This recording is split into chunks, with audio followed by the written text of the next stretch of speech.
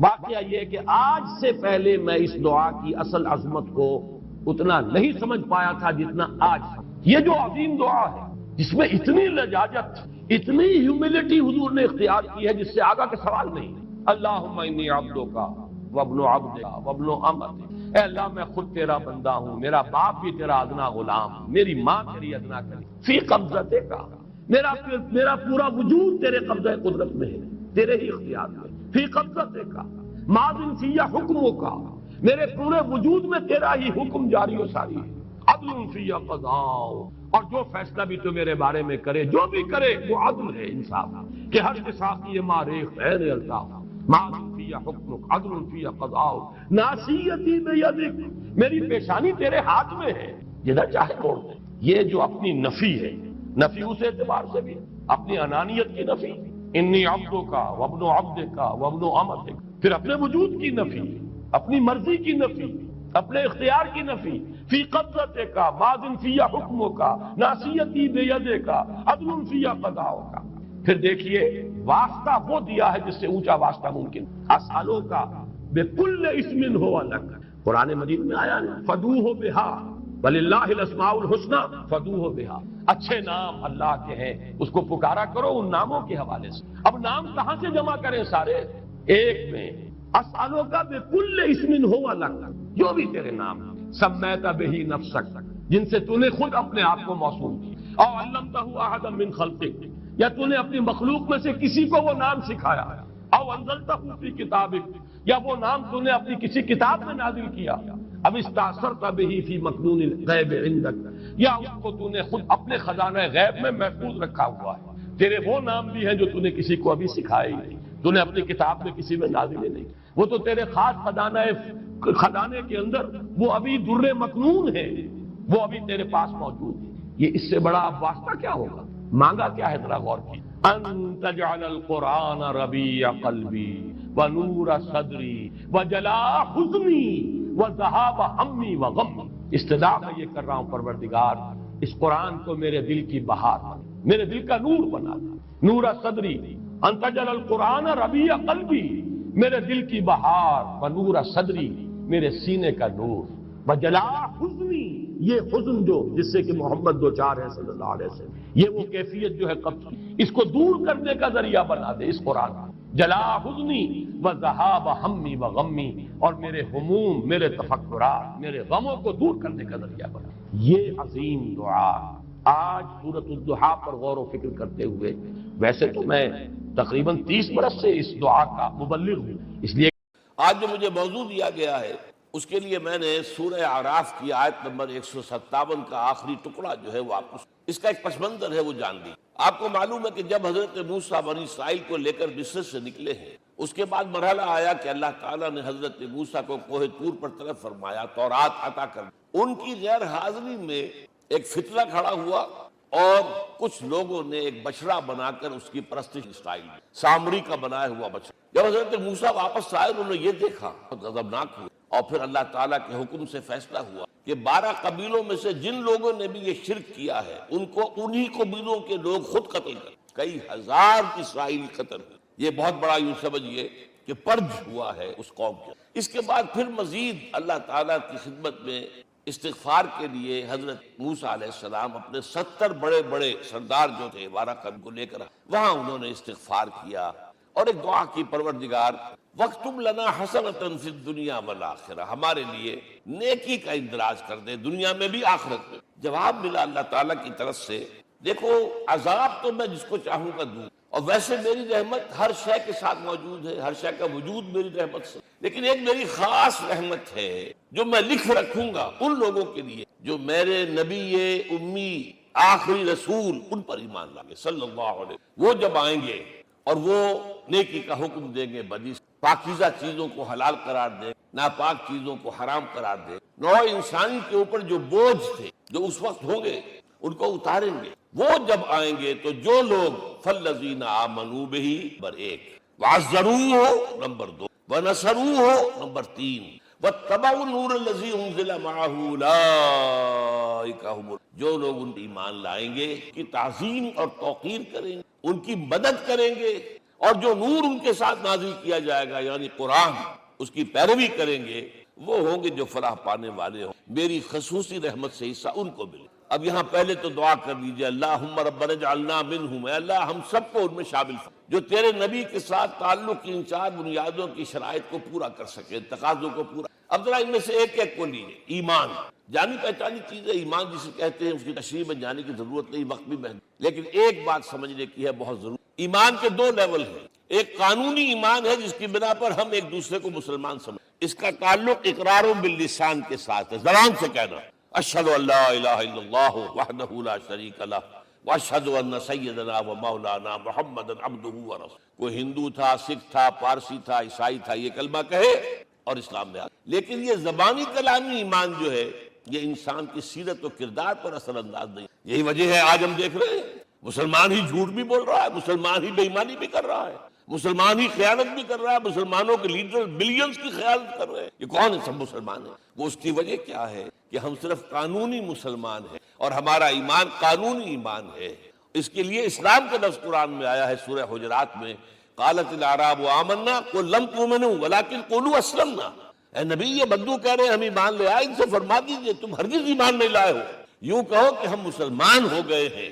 وَلَمَّا يَدْخُلِ الْإِيمَانُ فِي قُلُوبِكُمْ، ابھی تک ایمان تمہارے دلوں میں داخل ہے۔ بہرحال اللہ کا شکر ہے اس نے ہمیں مسلمانوں میں پیدا کر دیا، ورنہ ہم میں سے کتنے ہوتے اگر کہیں اور پیدا ہو گئے ہوتے تو نعمت اسلام سے بھی ہم بہرہور ہو سکتے۔ کیا کہیں، اصل ایمان ہے جب وہ دل میں داخل ہو جائے، یقین بن جائے۔ اسی لیے بچپن میں یاد کیا ہوگا ایمان مجمل، آمنت باللہ کما ہوا باسمائہ وصفاتہ وقبلت جمیع احکامہ اقرار باللسان وتصدیق بالقلب۔ جب تصدیق بالقلب ہوگی تو اب اس کے تقاضے جو ہیں عملی پیدا ہوں گے۔ ان تقاضوں میں سے ایک میں دو حدیثوں کے حوالے سے آپ کے سامنے رکھ رہا ہوں۔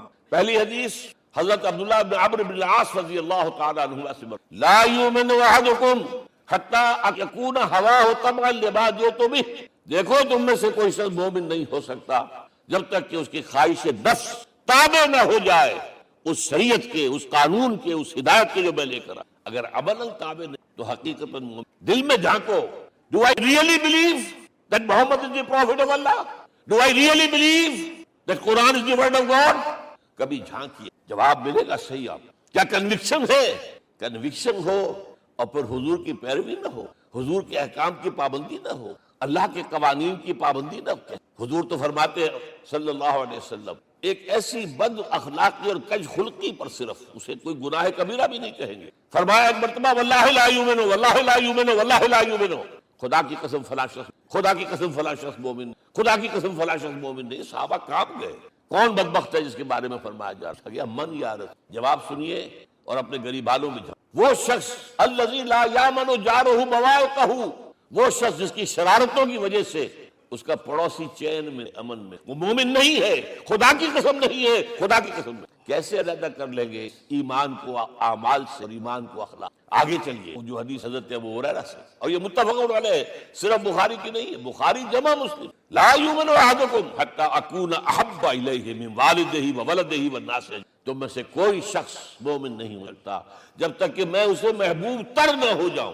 اپنے باپ سے بھی، اپنے بیٹے سے بھی، اور تمام انسان۔ جھانک لیجیے صورتحال یہ ہے یا نہیں ہے۔ کیوں محبوب ہو جائیں؟ اس لیے کہ آپ کے ذریعے ہدایت ملے، آپ کے ذریعے ہم اللہ سے جڑے۔ اور آپ کو معلوم ہے دنیا میں کوئی شاہ ہدایت نہیں، نعمت نہیں ہے جب تک کہ نعمت ہدایت ہو۔ اگر صحت اچھی ہے، ہدایت نہیں ہے تو بدماشیاں کریں گے، کیا کریں گے؟ آپ کو معلوم ہے صحت اچھی جو ہے کدھر جا کے کھپے گی؟ اگر ہدایت نہیں ہے، اگر دولت ہے ہدایت نہیں، کیا کریں؟ گلچھرے اڑائیں گے، عیاشیاں کریں گے، لوگوں پر اپنی دولت کا روب گاڑیں گے۔ اولاد ہے، ہدایت نہیں ہے، یہ اولاد سہان روح بھی بن جائے گی کہیں آپ کے لیے۔ کوئی شے نعمت نہیں ہے جب تک کہ نعمت ہدایت نہ ہو، اور ہدایت ہمیں ملی محمد رسول اللہ صلی اللہ علیہ وسلم۔ تو آپ سے بڑھ کر محبوب کون ہو؟ اس کے ضمن میں ایک بڑا پیارا واقعہ تھا۔ حضرت عمر سے پوچھ، عمر تمہیں مجھ سے کتنے، اندازہ کیجئے اس قدر اپنائیت کسی سے ہوتی ہے تب یہ سوال ہو۔ عمر تمہیں مجھ سے کتنے؟ عرض کیا حضور مجھے آپ دنیا کے ہر انسان سے زیادہ محبت۔ فرمایا اور اپنی جان سے ذرا سا توقف کیا،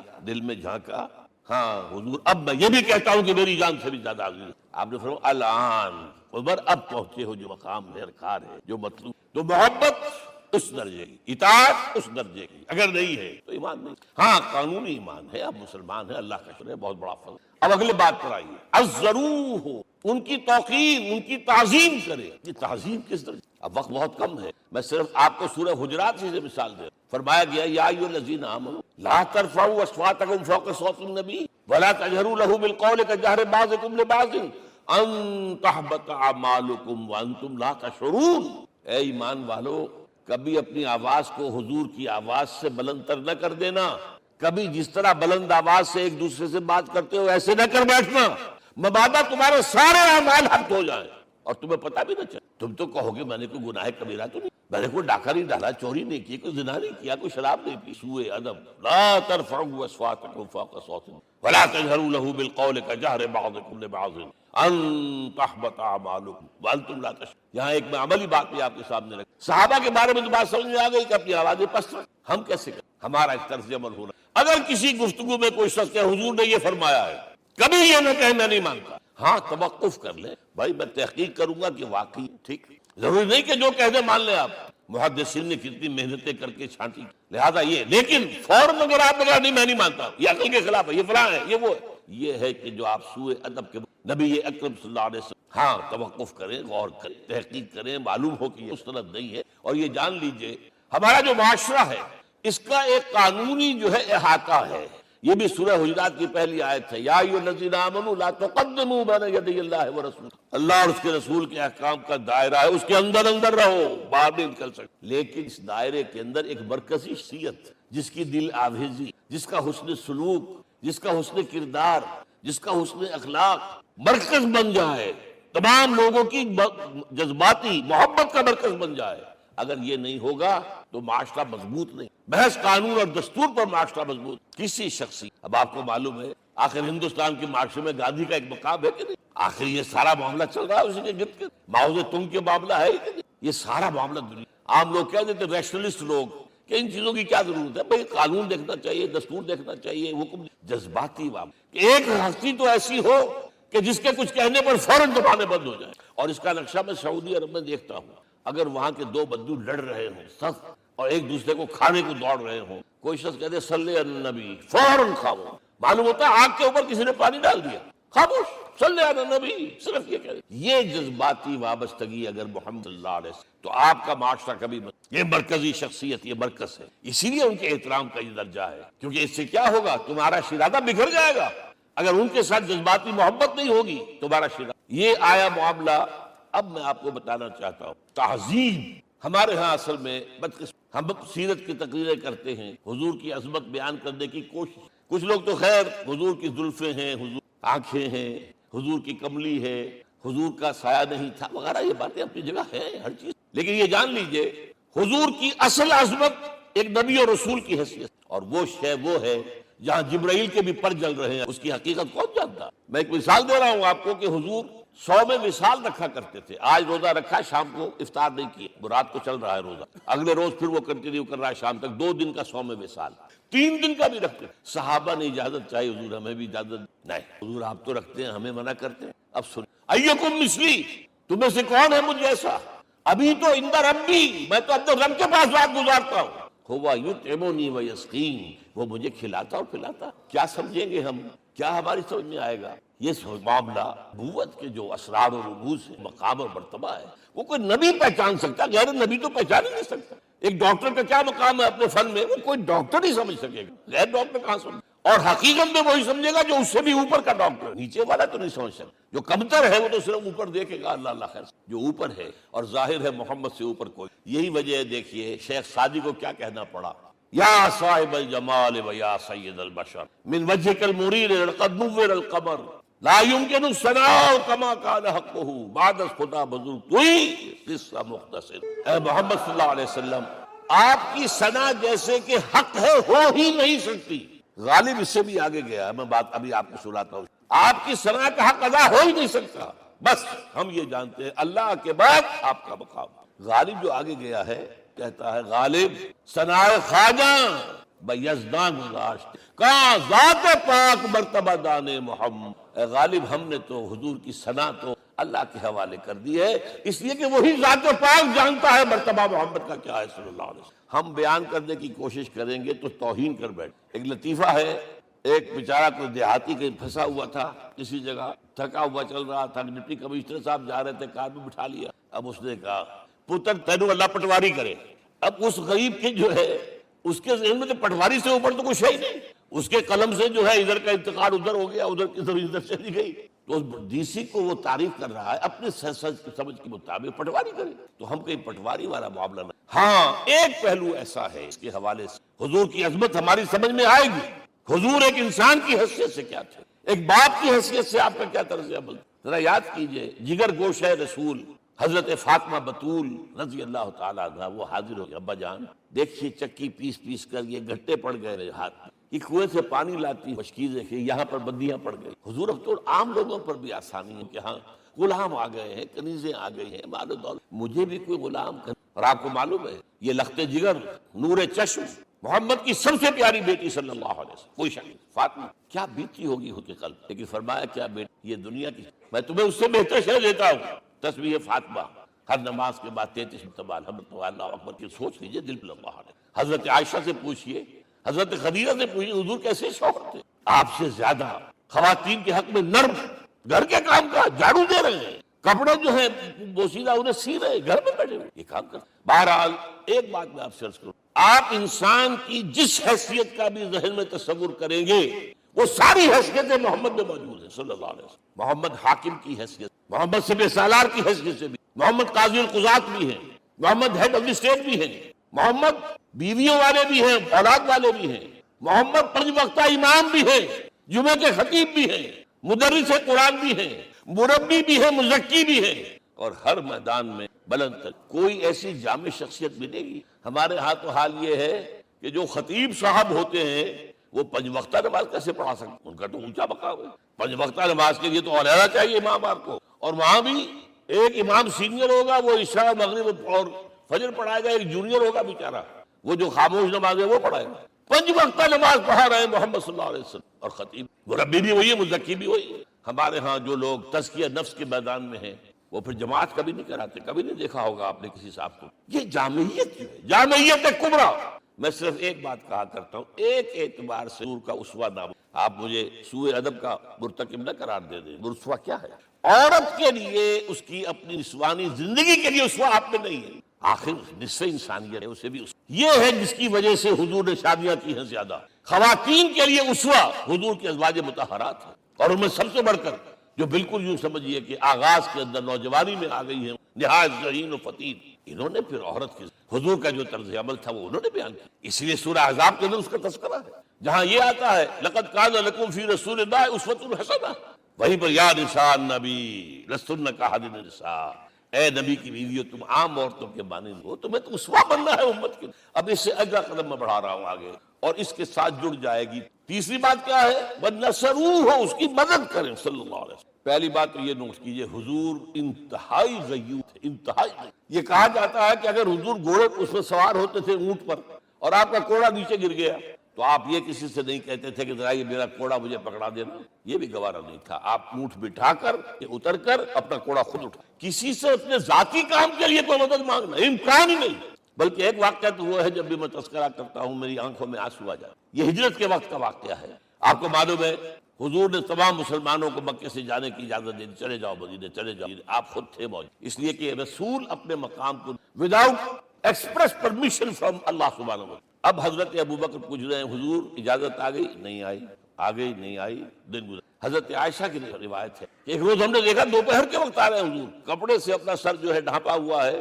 عرب میں دوپہر کے وقت وزٹ کرنا جو ہے یہ ان کے خلاف ان کی تہذیب، یہ قیلولے کا وقت، تو حیران ہوئے، آتے ہی فرمایا ابوبکر کی اجازت۔ اب انتہائی اور بڑی امید کہ بڑی شاباش ملی۔ حضرت ابوبکر فرماتے ہیں، عرض کرتے ہیں حضور میں نے 2 اونٹیاں تیار کر رکھی ہیں، خوب کھلا پلا کے انہیں فرما کیا ہوا ہے، یہ ہجرت میں ہمارے کام آئے گی، تو تھوڑا سا توقع فرماتے، ایک میں استعمال کروں گا لیکن کی قیمت۔ حضرت ابوبکر رو پڑے، حضور مجھ سے یہ مغایرت، صاحب کے تناب کے ساتھ رہنے والا، اس سے یہ مغایرت، ذرا سے اشارے پر اپنی کم سن بیٹی پیش کر دی نکاح کے اندر، اس سے یہ مغایرت، رو پڑے۔ حضور کی غیرت تھی۔ اب بتائیے مدد کا کے لیے درکار تھی؟ مدد تھی ان کے مشن کے لیے۔ مشن 2 حصوں میں تھا، اس کو جانیے، آج کچھ علمی باتیں آ رہی ہیں۔ حضور کے مشن کے 2 حصے، ایک ابتدائی جو تمام انبیاء اور رسول کا تھا، ایک تکمیلی جو صرف محمد کا ہے صلی اللہ علیہ وسلم۔ ابتدائی کیا ہے؟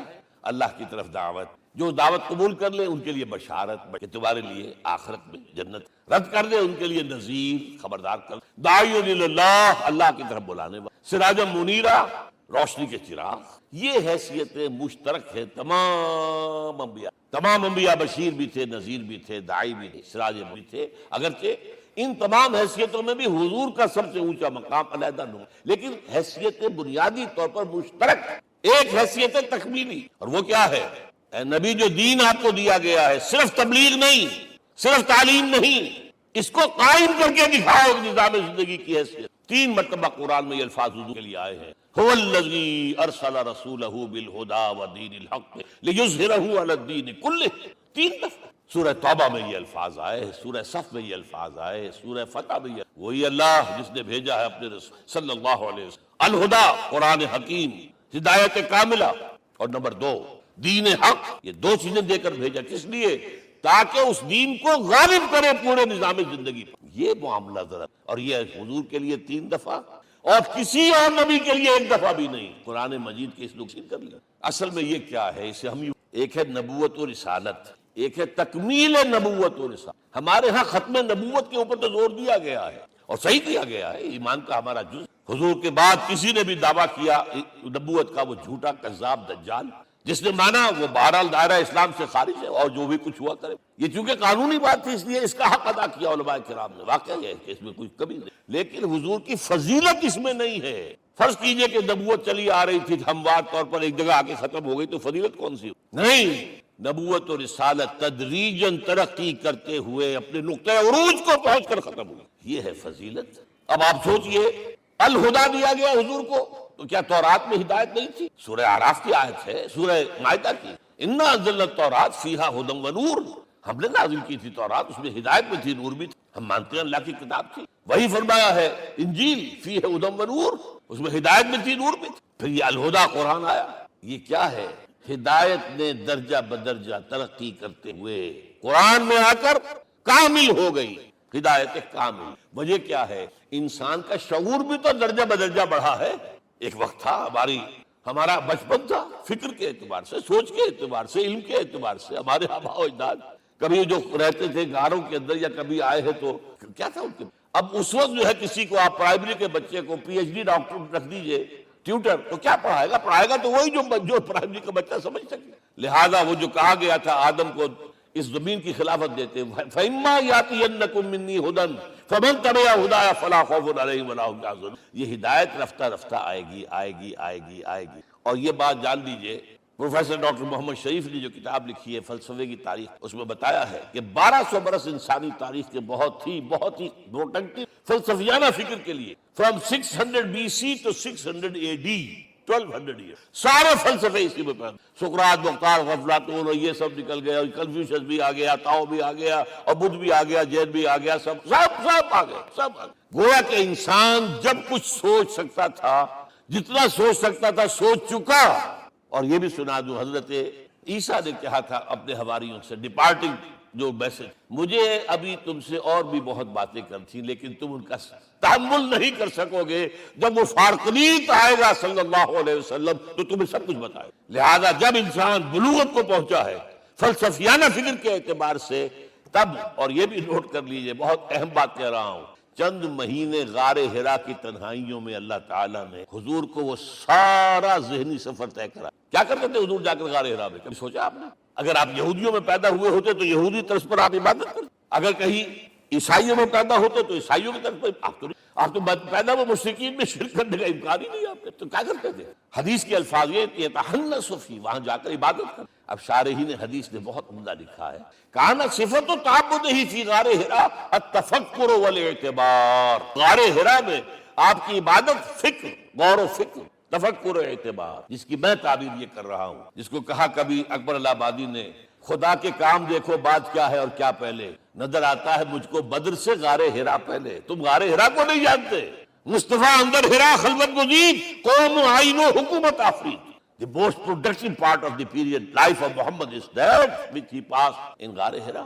فکر کی ساری جو ہیں بلندیاں طے کی، تب آیا ہے اقرا بسم ربک، اب اللہ کا الہدیٰ شروع۔ اچھا اسی طرح نمبر 2، دین حق مکمل ہوا ہے، ورنہ جب ہم کبھی غاروں میں رہتے تھے کسی میونسپلٹی کا بھی سوال نہیں، نظام کسے کہیں گے؟ پھر یہ ہے کہ قبائلی نظام آیا، چلیے ایک شیخ ہے اس کا کہنا ماننا ہے، سب کچھ نظام تو بن گیا نا، اور نظام جہاں آئے گا جکڑ بندی ہو جائے گی، اب تم فلاں قبیلے کے شخص ہو، اس کا قبیلے کا سردار یہ، تمہیں حکم ماننا پڑے گا، اس قبیلے کی روایت یہ، تمہیں پیروی کرنی پڑے گی، you have to do it whether you like it اور ناٹ۔ پھر آپ کی سٹی اسٹیٹس وجود میں آئی، پھر امپائرز وجود میں آ گئے، 400-500 برس سے رومن امپائر، 400-500 برس سے ایرانین امپائر عرب کے اوپر ایسے تھی جیسے افغان کے سر کے اوپر بہت بڑا جو ہے پگڑ رکھا ہوتا ہے، کتنا بڑا ہوتا ہے وہ، کسی نے شعر کہا بھی تھا، مجھے تو اب یاد نہیں، کہ سر پہ باندھے ہوئے پورا افغانستان، میرا خیال سے ضمیر جعفر۔ تو کیا تھا یہ جزیرہ نما عرب، یہ جزیرہ کہلاتا ہے الجزیرہ، اس لیے کہ نیچے آپ کو معلوم ہے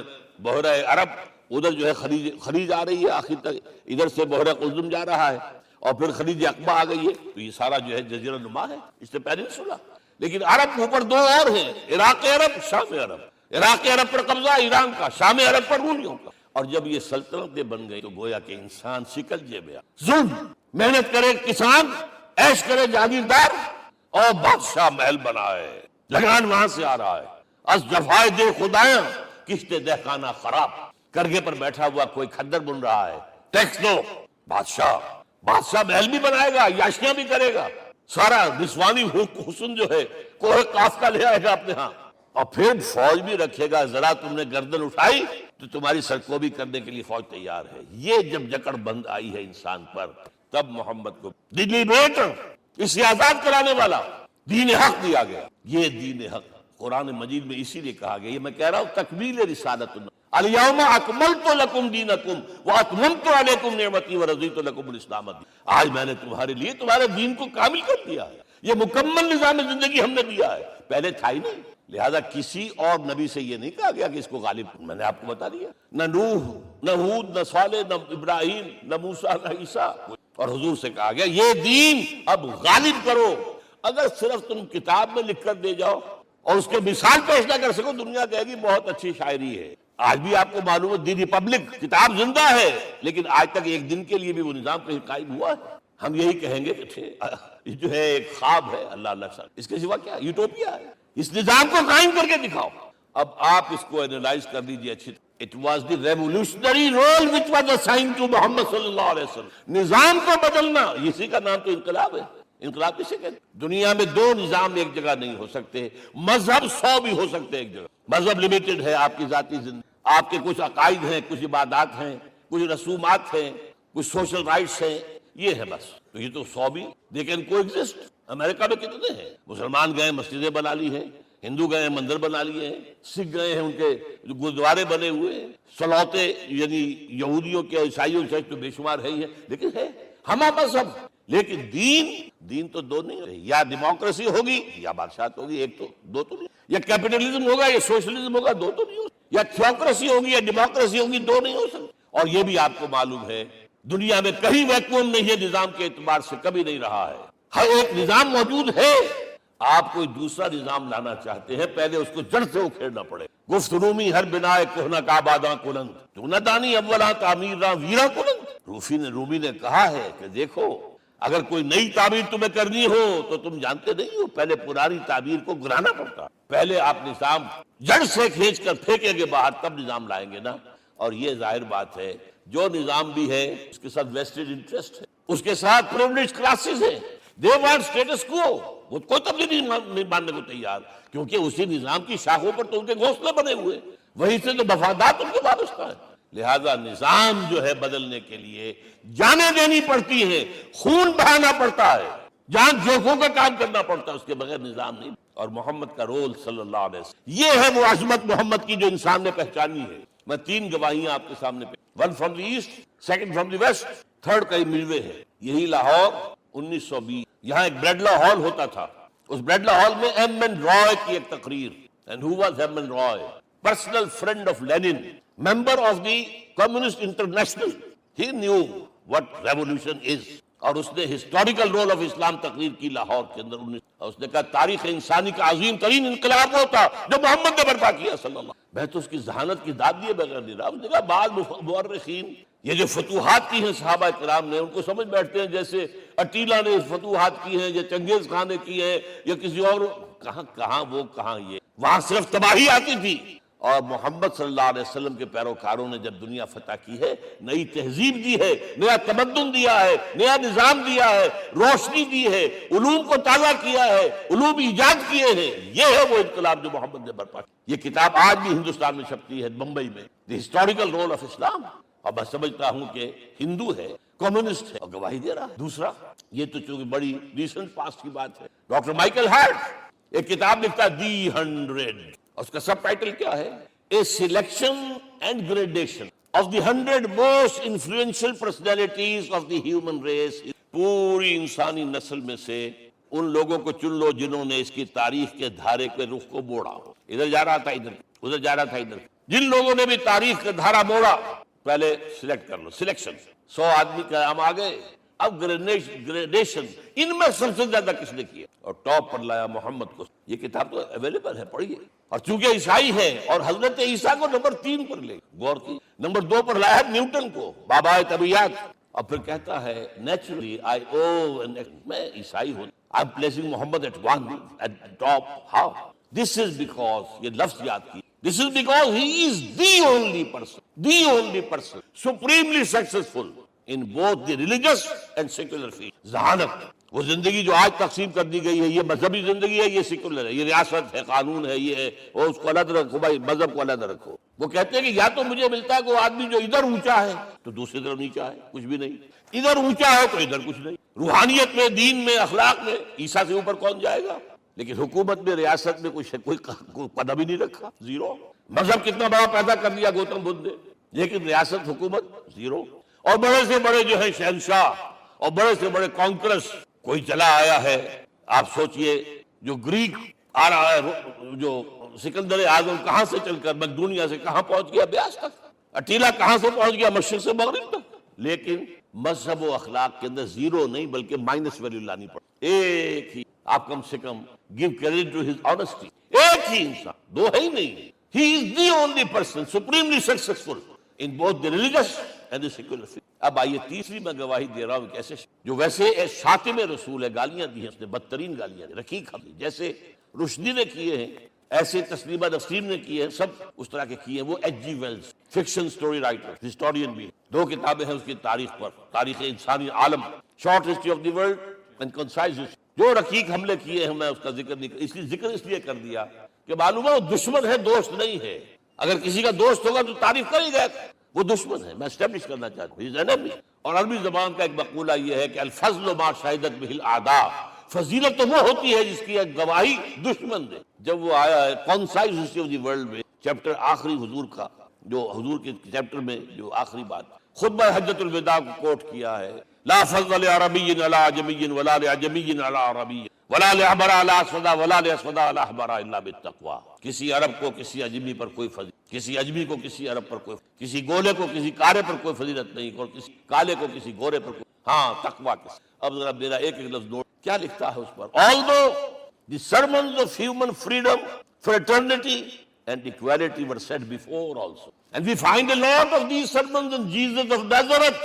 مسیح ناصری حضرت عیسیٰ علیہ السلام کے ہاں بھی واعظ تو ہمیں بہت ملی. But it must be accepted that it was Muhammad sallallahu alaihi wasallam who for the first time in history established a society based on these principles. انسانی حریت، اخوت، مساوات. اس کے واعظ کہنے تو بہت آسان ہے، تقریریں کرنی تو بہت آسان ہے، لیکن ان ویلیوز کو باقاعدہ اسٹیبلش کرنا ایک سوسائٹی میں ماننا پڑتا ہے. یہ اسے دینا پڑا کریڈٹ. جو لیکن ایک بات نوٹ کر لیں، مبادہ کہیں آپ میرے بارے میں سوء ظن ہو جائے، تازہ ایڈیشن جو اب اویلیبل ہے اس میں سے یہ نکال دیے گئے. آج کے جو ان کے ایڈیٹرز ہیں ان کے حلق سے نیچے نہیں اتر رہے. اتنی بڑی حقیقت آپ پنجاب لائبریری یا پبلک لائبریری سے جا کے پرانے لکھ لیجیے. Concise history of the world کے اندر آپ کو although the sermons of human fraternity, freedom and equality were said before also, and we have a lot of these sermons in Jesus of Nazareth, but it must be accepted that it was Muhammad sallallahu alaihi wasallam who for the first time in history established a society based on these. اب یہ جو mission میں نے آپ کے سامنے رکھا، ایک بنیادی مشن قرآن کی تبلیغ کرو، تبلیغ کرو.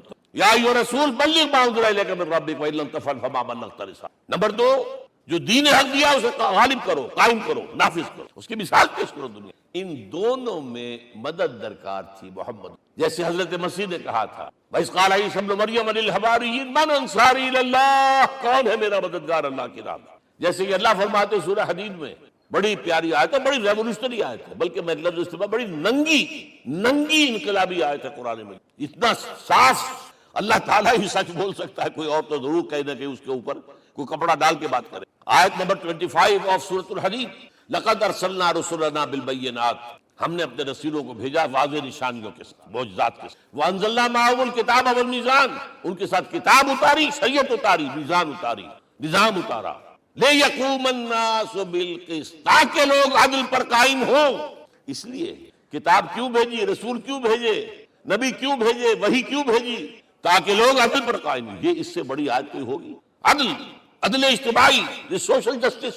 اب اگلا ٹکڑا پڑھیے، وَأَنزَلْنَا الْحَدِيدَ، ہم نے لوہا بھی اتارا ہے، فِيهِ بَأْسٌ شَدِيدٌ، اس سے اسلحہ بنتا ہے، جنگی قوت ہے، وَلِيَعْلَمَ اللَّهُ مَن يَنصُرُهُ وَرُسُلَهُ بِالْغَيْبِ، اور اللہ دیکھ لینا چاہتا ہے کون ہے اس کے وفادار بندے جو لوہے کی طاقت کو ہاتھ میں لے کر اللہ اور اس کے رسول کی مدد کرتے ہیں۔ دین اللہ کا، اسے قائم کرنا اللہ کی مدد ہے، اسے قائم کرنا محمد کا فرض ہے، اس کے جد و جہد کرنا محمد کی مدد ہے صلی اللہ علیہ وسلم۔ یہ تھی نصرت، اور یہ نصرت آپ کو معلوم ہے حضور صحابہ کرام نے کی ہے کہ نہیں؟ جو شخص ایمان لایا فوراً داعی بن گیا، فوراً۔ ابو بکر ایمان لائے، اور 6 جو ہیں عشرہ مبشرہ میں سے چوٹی کے صحابہ، وہ ان کی دعوت پر ایمان لائے، سعد بن ابی وقاص، طلحہ، زبیر، عثمان، سعید بن زید، یہ سب کون ہیں؟ حضرت ابو بکر، نوجوان ہیں۔ مصعب بن عمیر کو گھر سے نکال دیا چچا نے، اور بڑا نہ کر کے نکالا ہے کم وقت میں، اس لیے کہ باپ مر گیا تھا، بہت دولت چھوڑ گیا تھا، ماں نے بڑے ناز و نام میں پالا تھا، کہتے ہیں 200 درہم کا جوڑا اس کا بن کر آتا تھا شام سے، جیسے کبھی ہم کہتے تھے کہ پنڈت نہرو کے کپڑے جو ہے پیرس سے سل کر آتے ہیں، اور جہاں سے گزر جاتا تھا مصعب، اتنا اس نے لگایا ہوتا تھا عطر کے، پوری گلی جو ہے وہ خوشبو سے جو ہے بھر جاتی۔ چچا نے بلایا، تم جو یہ گلچھرے کر رہے ہو اپنے باپ کی دولت پر نہ، اور تم اسے کہتے ہو کافر، نکل جاؤ گھر سے۔ وہ چلنے لگے، he was a ten ager, چلنے لگے۔ وہ سمجھا تھا کہ میرے یہ کہنے سے اس کو تارے نظر آ جائیں گے، یہ فوراً جو ہے توبہ کرے گا، پلٹ آئے گا۔ چلنے لگے تو اسے اور غصہ ہے، یہ کپڑے بھی اسی باپ کے ہیں، اتارو۔ وہی اتارے کھڑے، مادرزاد برہنہ ہو کر ماں کے، ماں نے آنکھوں پر ہاتھ رکھا، مصعب کیا ہوا ہے؟ فرمایا امی میں موحد ہوں، یہ ہے توحید۔ اور اب جا کر حضور کے دامن بیت ارقم میں اب ہمہ وقت کارکن، قرآن اتر رہا ہے، پڑھ رہے ہیں، قرآن اتر رہا ہے، یاد کر رہے ہیں، یاد کر۔ اور اس کے بعد جب کہا تھا مدینے والوں نے بیت عقبہ اولیٰ پر کہ حضور ہمارے سے آپ کی ملاقات تو سال کے بعد ہی ہوگی، درمیان میں تو آپ کو معلوم ہے خون ریزی ہے، کوئی قافلہ بچ کے نہیں آ سکتا، تو اب آپ ہمیں کوئی اپنا شاگرد دی۔ مصعب بن عمیر کو نے کہا جاؤ، وہاں ان کا نام پڑ گیا المقری، پڑھانے والا، قرآن پڑھانے والا۔ 75 آدمی اگلے سال لے کر آ گیا ہے، اور اسی سے بیعت عقبہ ثانیہ ہوئی ہے، اور ہجرت کا راستہ کھل گیا۔ اور اس کو ایک دفعہ حضور نے دیکھا، مسجد کے دروازے کے سامنے سے گزر رہا تھا مصعب، پھٹا ہوا کمبل تھا جس حضور کی آنکھوں میں آنسو۔ غزوہ احد میں شہید ہوا کس طرح؟ علم بردار تھا، ایک ہاتھ پر وار پڑا ہے، کٹ کے گر گیا، ایک ہاتھ سے تھاما، دوسرے پر بھی گر گیا، دونوں جو بچے ہوئے حصے تھے اس سے تھا۔ پھر جب ختم ہوا، اس کے بعد جو ہے جب دفن کر رہے ان کے سامنے پرابلم لایا، مصعب کے جسم پر تو کوئی کپڑا ہی نہیں تھا سوائے ایک چادر کی، ایک دھوتی، اللہ اللہ کا۔ اور شہید کا کفن ہوتا ہے اس کا اپنا لباس، حضور وہ اتنا چھوٹی ہے وہ چادر کہ پاؤں ڈھانپتے ہیں تو سر کھل جاتا ہے، سر ڈھانپتے ہیں تو پاؤں کھل۔ فرمایا سر کو ڈھانپ تو کپڑے، اور پیروں پر گھاس ڈال، that was the last dress. تو یہ لوگ جو تھے محمد رسول اللہ والذین معہ، یہ ساتھی حضور کے، جنہوں نے حضور کے مشن میں آپ کا ساتھ دیا۔ اور ایک خاص مرحلے کا تو میں آپ کے سامنے اس لیے کہ دین کی اقامت، دین کا غلبہ، اس میں تو جہاد اور قتال آئے گا لا محالہ۔ Nobody is going to allow you to change the system۔ اگر سسٹم بدلتا ہے تو اس کے ساتھ جو مفادات بدلتے ہیں وہ ختم ہو جاتے ہیں، جو پریولیجز ہیں وہ ختم ہو جاتے ہیں۔ لہذا جب غزوہ بدر کا مرحلہ آیا ہے، حضور نے مجلس شورا بنا، اور آپ نے جو وہی سے آپ کو بتا دیا گیا تھا، دیکھو ایک قافلہ آ رہا ہے شمال سے، مال غنیمت سے نہ پھد، اور 50 صرف اس کے ساتھ محافظ، ایک لشکر آ رہا ہے جنوب سے، ریل کانٹے سے، اور اللہ نے وعدہ کیا ہے کہ ایک پر ضرور تمہیں فتح دے گا، بتاؤ کدھر چل۔ یہ اصل میں کسی بھی سپہ سالار کے لیے وقت ہوتا ہے کہ اپنے ساتھیوں کے مورال کا اندازہ کریں۔ کچھ ہوں گے ہم جیسے کمزور بھی، انہوں نے کہا کہ حضور پہلے قافلے کی طرح آسانی سے فتح بھی ہو جائے گی اور ہتھیار مل جائیں گے، ہمارے پاس تو ہتھیار بھی نہیں ہے، گنتی کے لوگوں کے پاس تلواریں بھی نہیں سب کے پاس، تو 50 آدمیوں کے ہتھیار تو ملیں گے، پھر لشکر سے نکلیں۔ اب حضور کہہ رہے ہیں اشیرونی، حضرت مقداد بن اسود کھڑے ہوتے، حضور ہمیں موسیٰ کے ساتھی نہ سمجھیے جنہوں نے کہہ دیا فَاذْهَبْ أَنْتَ وَرَبُّكَ فَقَاتِلَا إِنَّا هَاهُنَا قَاعِدُونَ. ہم موسیٰ کے ساتھی نہیں، ہم آپ کے جانثار ہیں. آپ جو آپ کی نیت ہے آپ بسم اللہ کیجیے، ہم آپ کو کیا پتا ہمارے ذریعے آپ کو